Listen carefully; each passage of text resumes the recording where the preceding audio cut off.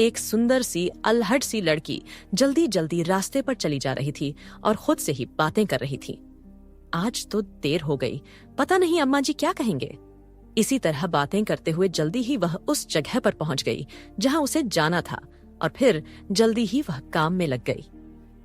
यह लड़की निशा है जो बेहद सुंदर और मासूम है और फिलहाल अपने घर का गुजारा करने के लिए एक बड़े से घर में काम करती है।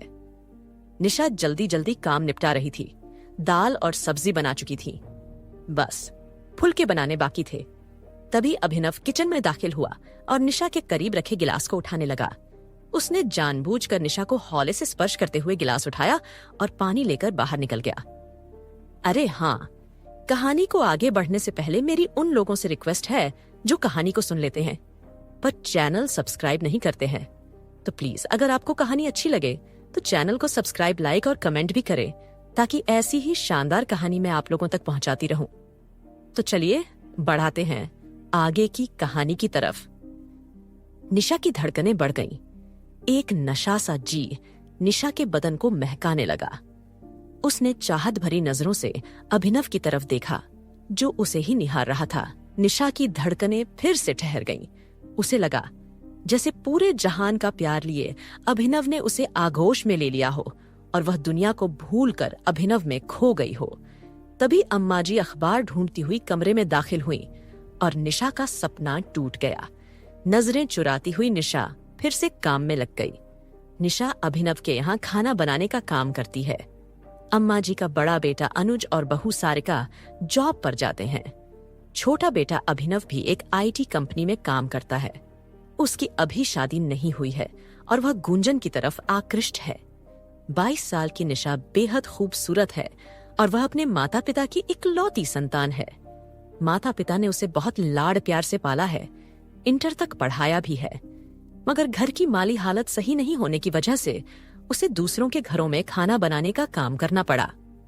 निशा जानती है कि अभिनव ऊंची जाति का पढ़ा लिखा लड़का है और अभिनव के साथ उसका कोई मेल नहीं हो सकता, मगर कहते हैं ना कि प्यार ऐसा नशा है जो अच्छे अच्छों की बुद्धि पर ताला लगा देता है।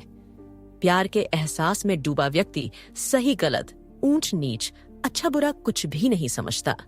उसे तो बस किसी एक शख्स का ख्याल ही हर पल रहने लगता है और यही हो रहा था निशा के साथ भी। उसे सोते जागते हर समय अभिनव ही नजर आने लगा था। धीरे धीरे वक्त गुजरता गया। अभिनव की हिम्मत बढ़ती गई और निशा भी उसके आगे कमजोर पड़ती गई। एक दिन मौका देखकर अभिनव ने उसे बाहों में भर लिया। निशा ने खुद को छुड़ाने का प्रयास करते हुए कहा, अभिनव जी, अम्मा जी ने देख लिया तो क्या सोचेंगी? अम्मा सो रही हैं निशा, तुम उनकी चिंता मत करो। बहुत मुश्किल से आज हमें ये पल मिले हैं, इन्हें बर्बाद न करो।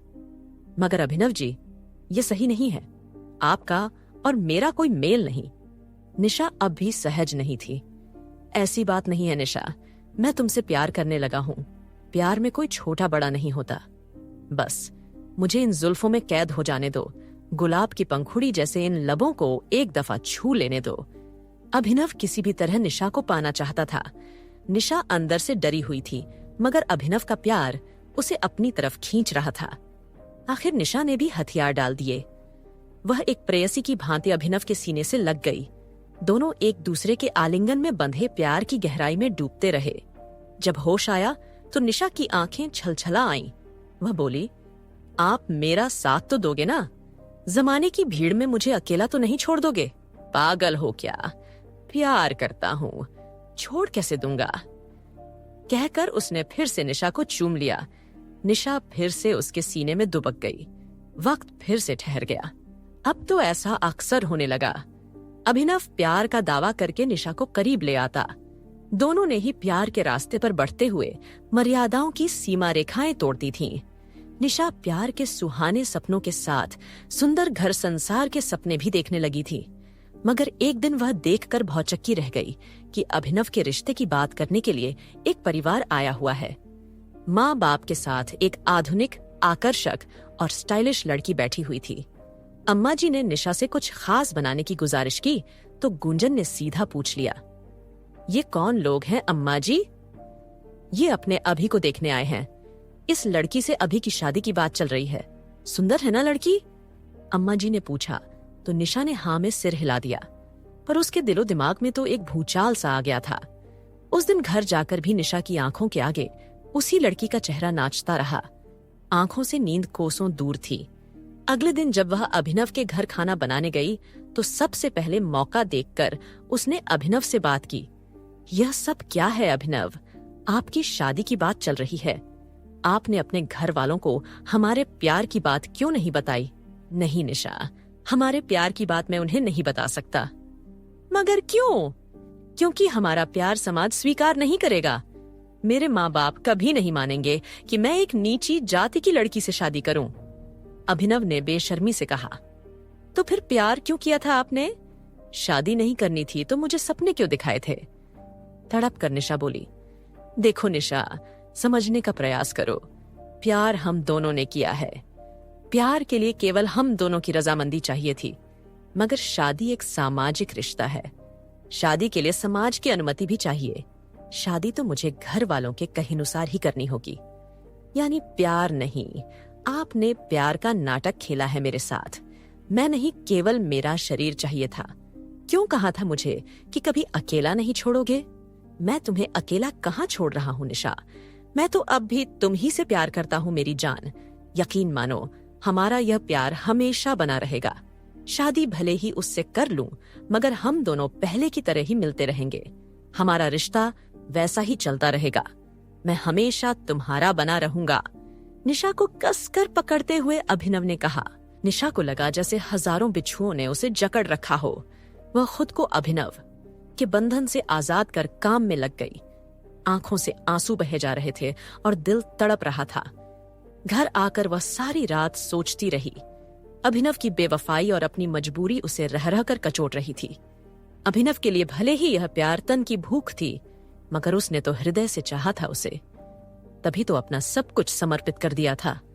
इतनी आसानी से वह अभिनव को माफ नहीं कर सकती थी। उसके की सजा तो देनी ही होगी।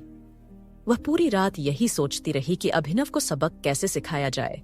आखिर उसे समझ आ गया कि वह अभिनव से बदला कैसे ले सकती है।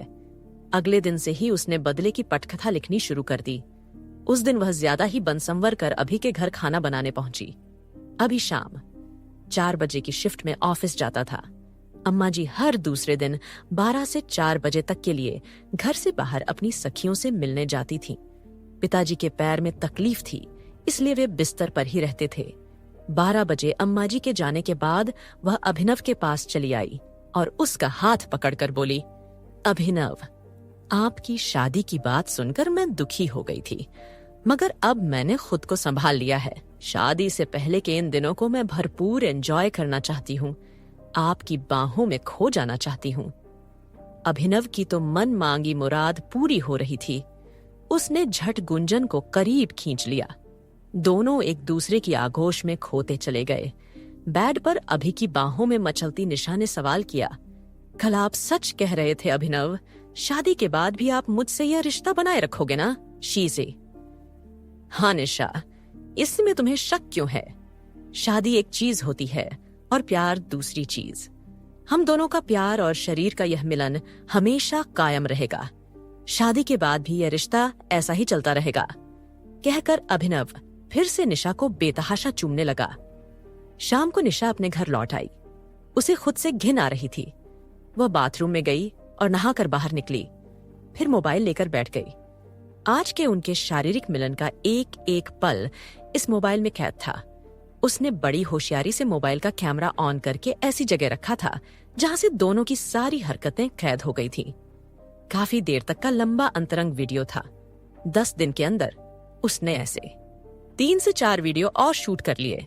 फिर वीडियोस एडिट करके बड़ी चतुराई से उसने अपने चेहरे को छिपा दिया। कुछ दिनों में अभिनव की शादी हो गई। 8-10 दिनों के अंदर ही उसने अभिनव की पत्नी से दोस्ती कर ली और उसका मोबाइल नंबर ले लिया। अगले दिन उसने अम्मा जी को कह दिया कि उसकी मुंबई में जॉब लग गई है और अब काम पर नहीं आ पाएगी। उस दिन निशा अभिनव से मिली भी नहीं और घर चली आई। अगले दिन सुबह सुबह उसने अपने और अभिनव के 2 अंतरंग वीडियो अभिनव की पत्नी को व्हाट्सएप कर दिए। 2 घंटे बाद उसने 2 और वीडियो व्हाट्सएप किए और चैन से घर के काम निपटाने लगी। शाम 4 बजे के करीब अभिनव का फोन आया।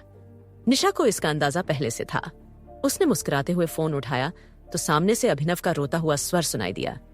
निशा, तुमने ये क्या किया मेरे साथ? मेरी शादीशुदा जिंदगी की अभी ठीक से शुरुआत भी नहीं हुई थी और तुमने ये वीडियोस भेज दिए। तुम्हें पता है, माया सुबह से ही मुझसे लड़ रही थी और अभी अभी सूटकेस लेकर हमेशा के लिए अपने घर चली गई। निशा, तुमने ये क्या कर दिया मेरे साथ? अब तुम ना घर के रहोगे ना घाट के। गुड बाय मिस्टर अभिनव, निशा ने कहा और फोन काट दिया।